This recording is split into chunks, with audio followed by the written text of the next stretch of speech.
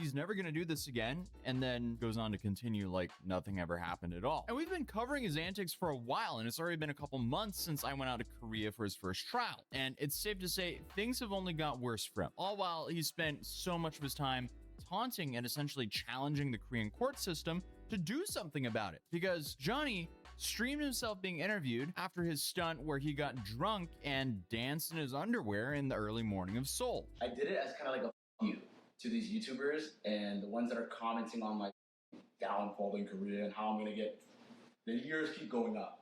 First they said, oh, it's 5 years, now it's 10 years, now he's gonna get 20 years, now he's gonna get 30 years. So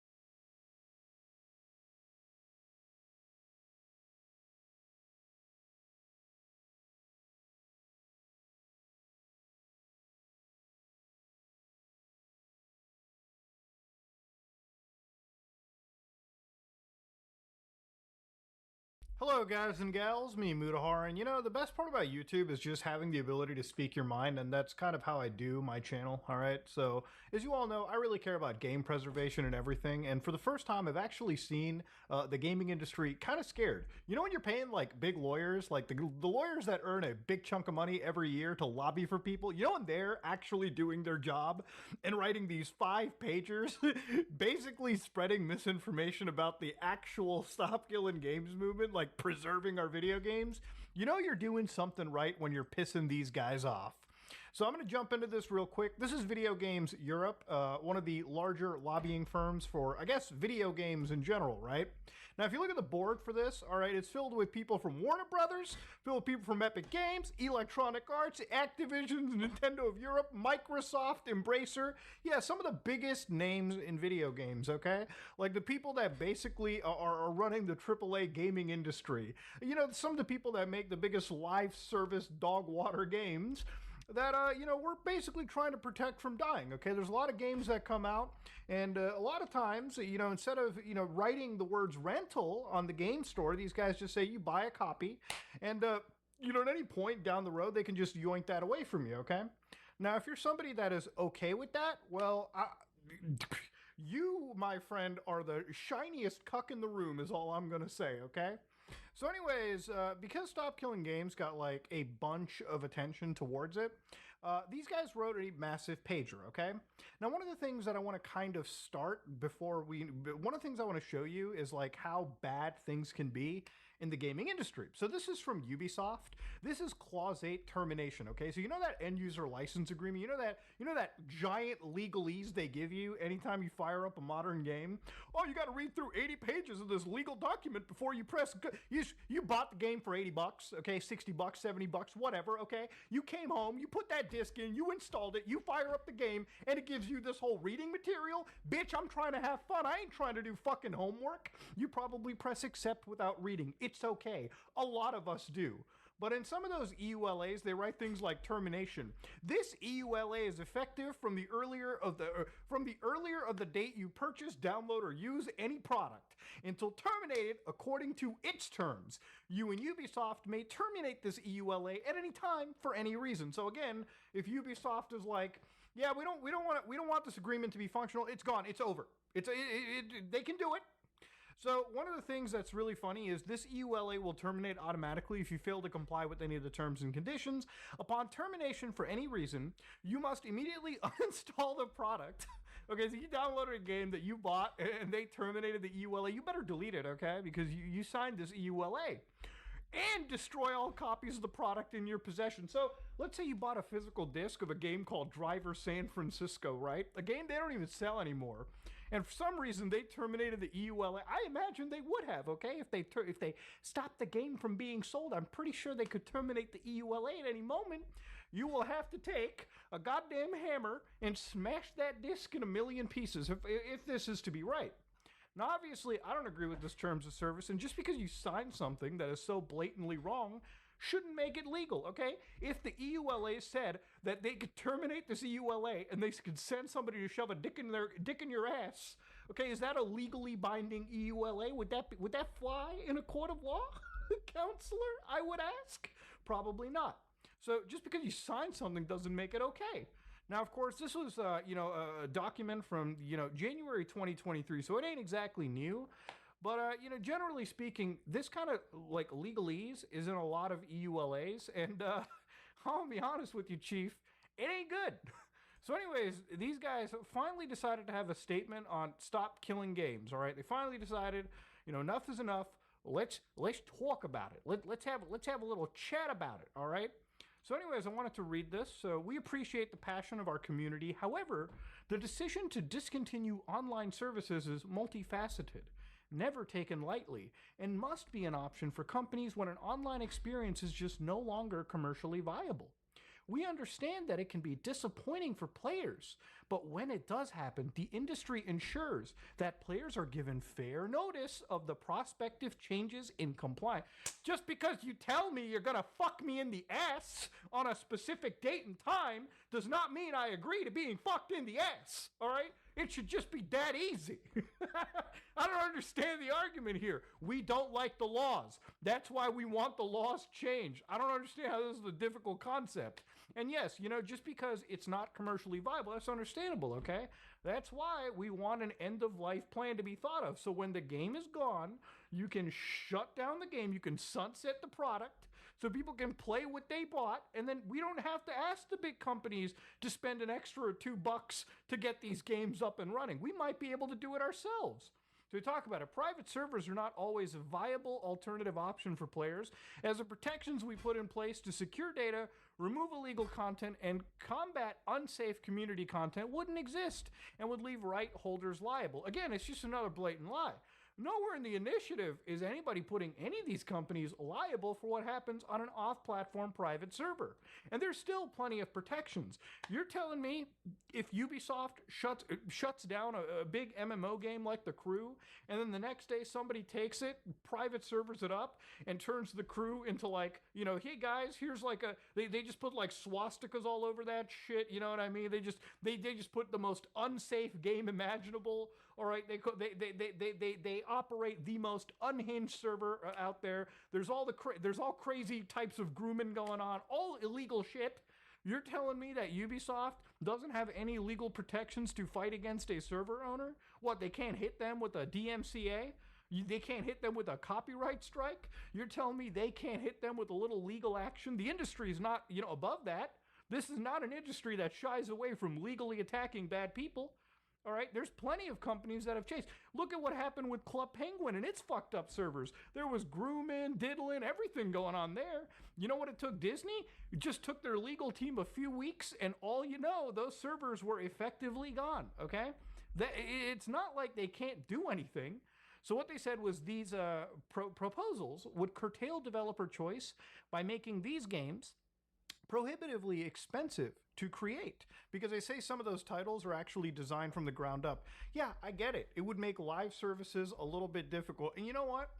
I'm going to say it like it is. Good. Wow. Guys, if you pass these laws, it might make those predatory live service games a little bit too difficult to make. Yeah, good. All right, wow, what a shot. The thing that most people in the gaming industry have been complaining about, and the only people that play these live service experiences are crazy normies that are okay with swiping their credit card nonstop into a game. This is actually good. Imagine you're like a sports game player. You probably are the most to complain about this, okay? After like a year or two when they remove server support for your video game, all of a sudden the sports game you bought is effectively an actual brick for the most part, okay? This is just a way for you to actually keep the game that you bought. No game deserves to die. Even though I don't give a shit about any of these live service experiences, I still don't want them to die. I'm sure lots of people care, okay? You know that game we talked about, Anthem? Yeah, it's a pile of shit. I agree it's a pile of dog water putrid shit, but at least people should have the option to play that dog water crap, I would imagine. Anyways, though, they wrote this like 5-pager right over here where they talked about this a little bit more. So anyways, they said, this document explains the reasons why a video game company may decide to discontinue its functionalities.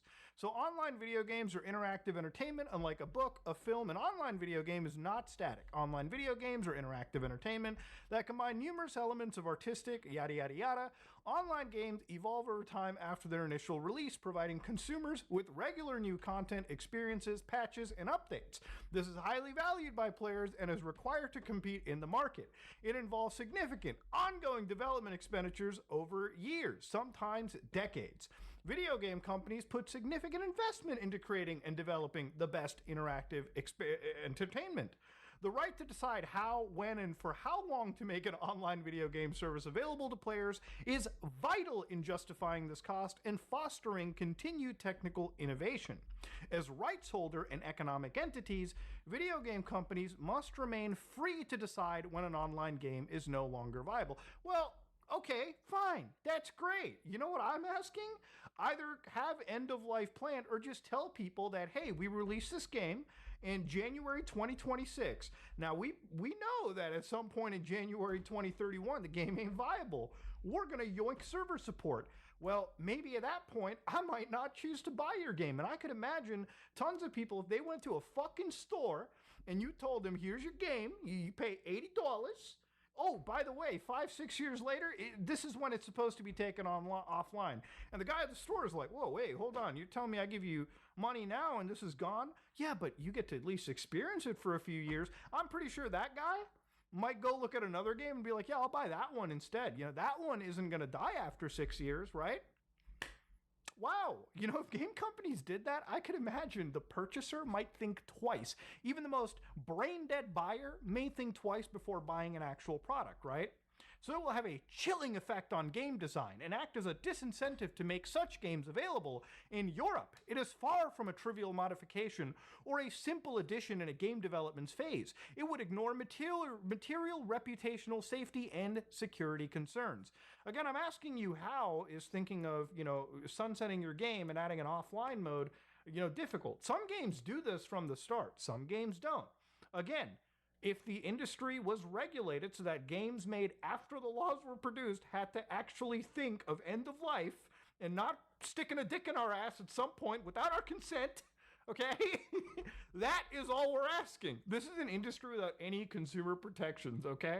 All we want is a little bit of consumer protections. And the industry's scared because, again, if this was happening middle of nowhere Fuckistan, it wouldn't count, okay? Because they don't care. But since this is happening in like the third largest economic zone in the world, oh yeah, it's not like we can't sell our games there.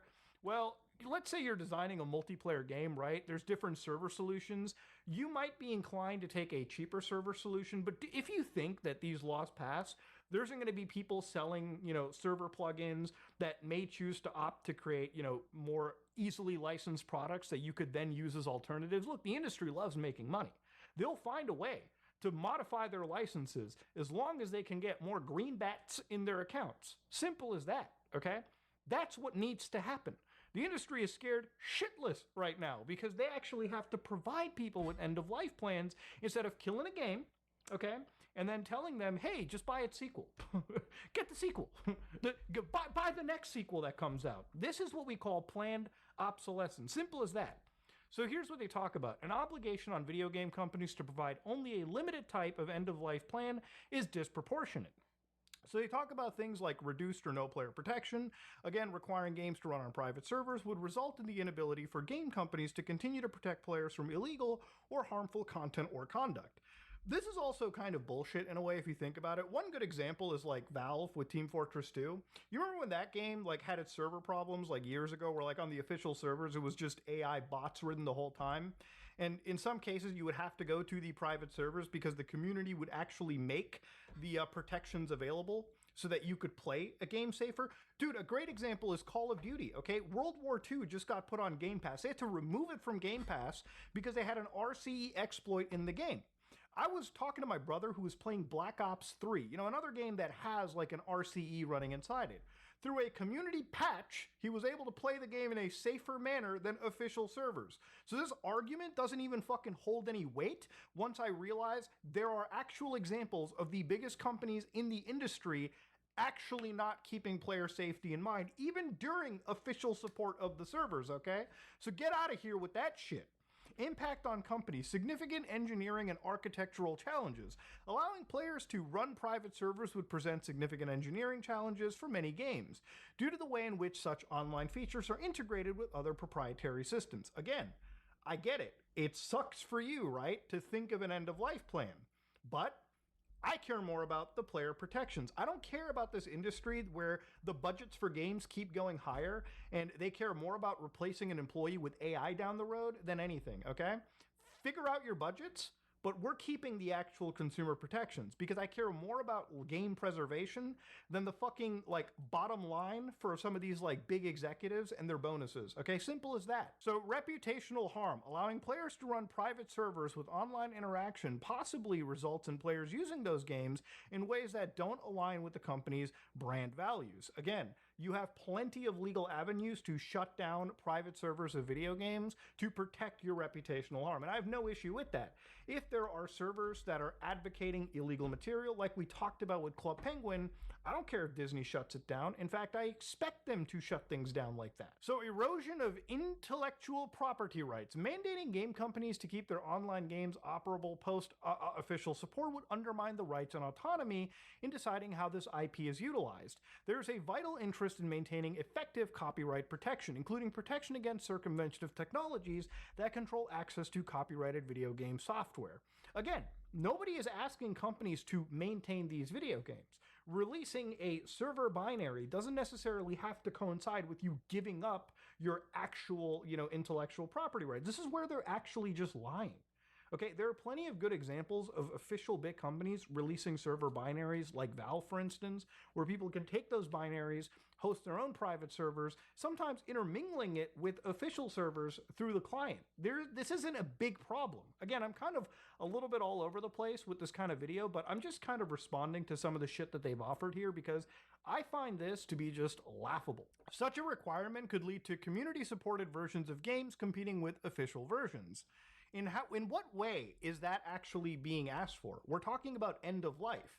End of life meaning that you, the company, has found it to be commercially inviable, so now you're gutting the game, and so basically the player base that remains can host servers at their own cost.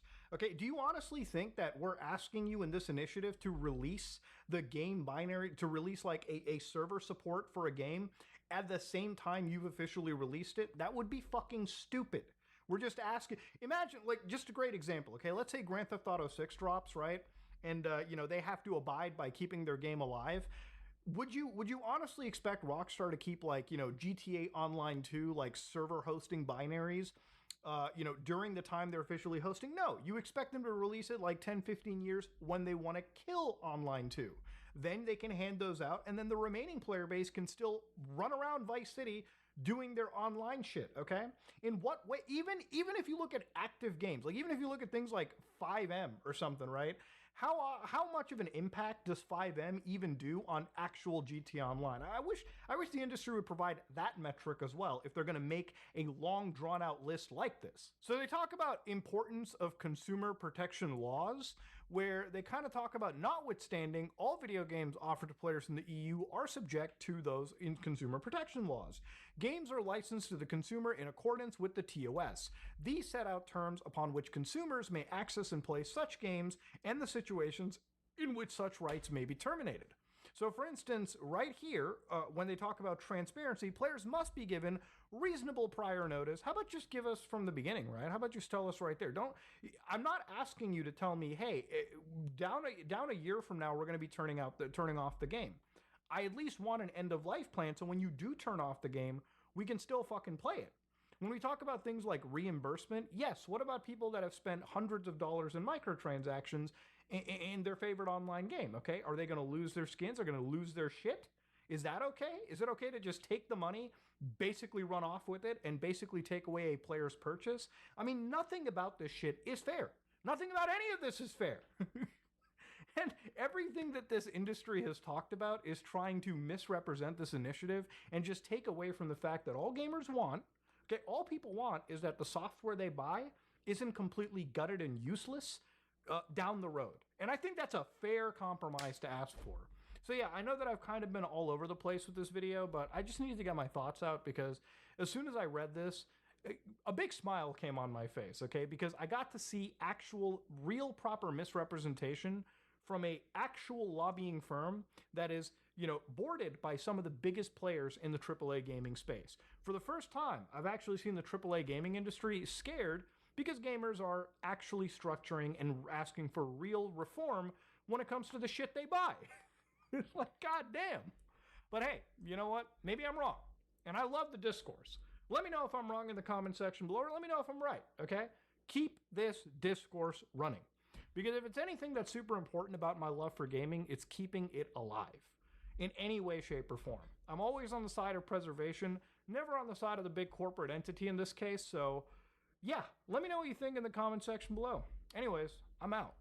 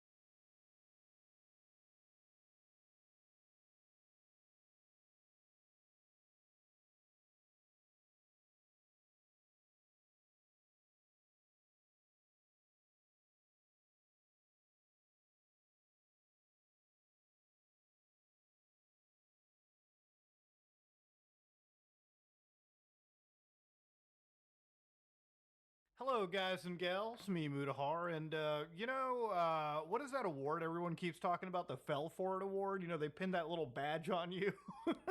Now, ladies and gentlemen, today's story is pretty serious. Now, I love horror. Okay, I've always talked about creepypastas, scary things on the internet.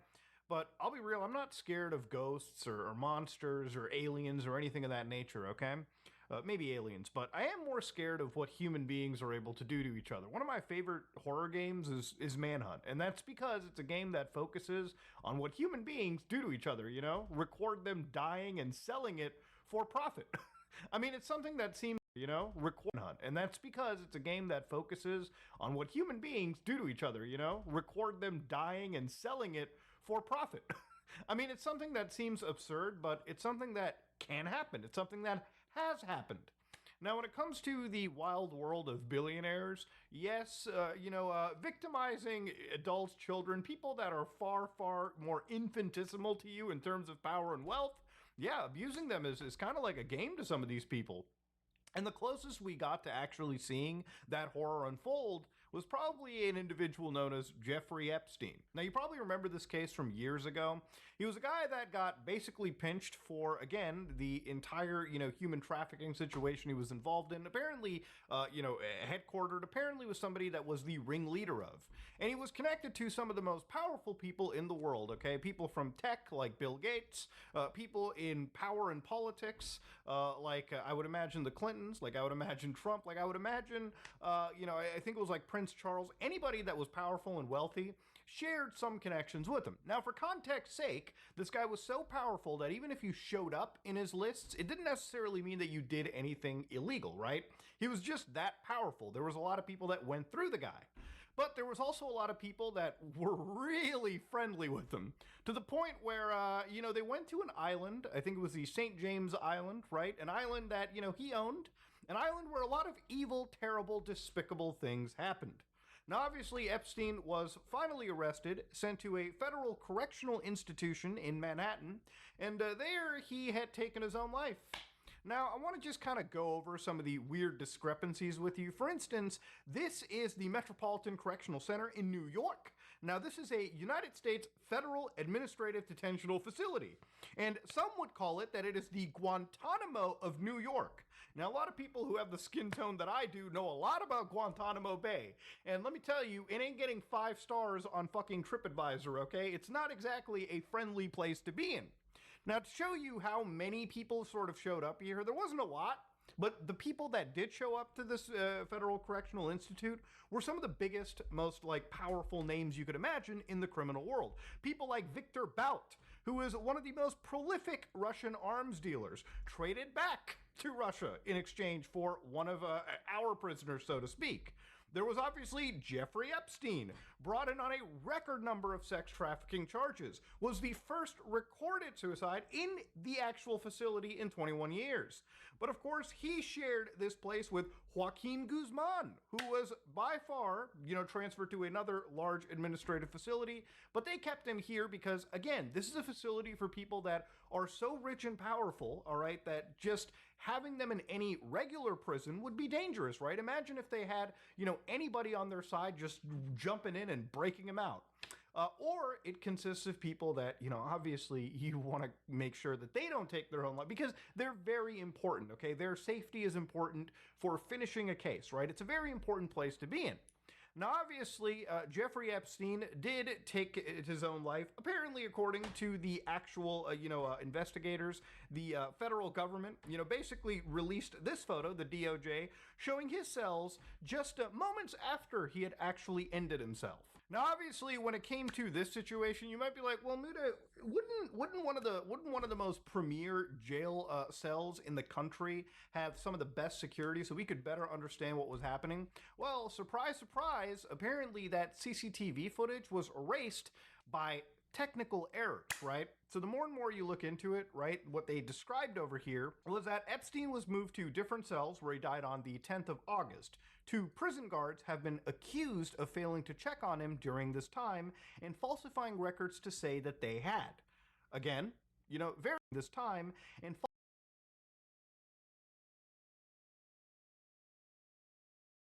falsifying records to say that they had. Again, you know, very, very shady stuff to see over here, right? Like, I wonder if he really did, you know, do himself in, or was it the actual byproduct of other people, you know, offing him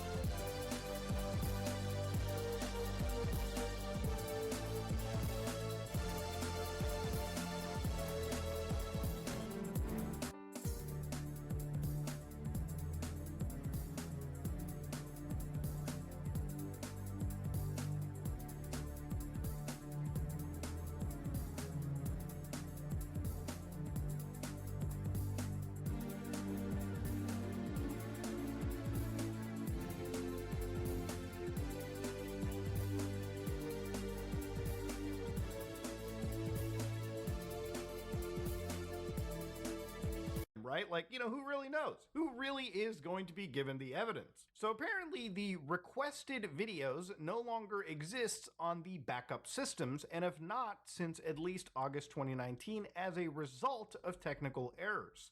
And the requested videos were made by a lawyer for, again, a former police officer who shared a cell with Epstein in July and is charged with homicide in a completely unrelated case. Now again, this story is filled with so many twists and turns that down the road, I guess that actual footage did come out, and a lot of these publications got 10-hour CCTV footages of this jail cell. But there was a catch in this story as well, as there always is. This jail cell footage didn't contain every single minute, especially the most important times of what happened during this case. What's interesting about this too is, like, when you look very carefully at this jail footage, right, there are actually entire minutes that have been like just mysteriously disappeared from this, right? So for instance, right here at 11:58:39 p.m., just watch what happens to the actual time code on the recorded tape.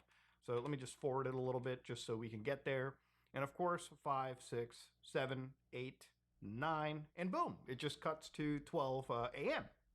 Now, you might be like, well, Muda, why is this so odd to you? It's odd because, again, this is supposed to be a full 10-hour CCTV footage that is released. Anytime a minute is missing, I don't know what doors open and who goes in and out. I don't know what's happening, okay? This clearly isn't the entire picture that has been offered. And it's these kind of discrepancies that are worth pointing out, especially if you want people to, like, actually think for themselves, right? Again, I think it's pretty evident that that I don't actually think that there is actually any real, I don't believe the government when it comes to it. Now, the reason why the story has jumped up is apparently, according to the Justice Department, they said that, yeah, he actually did die by, suicide. And that could actually be the reality. But what's shocking is they say that there is no client list. Now, this is where I have to call shenaniganders, okay? Because literally earlier this year,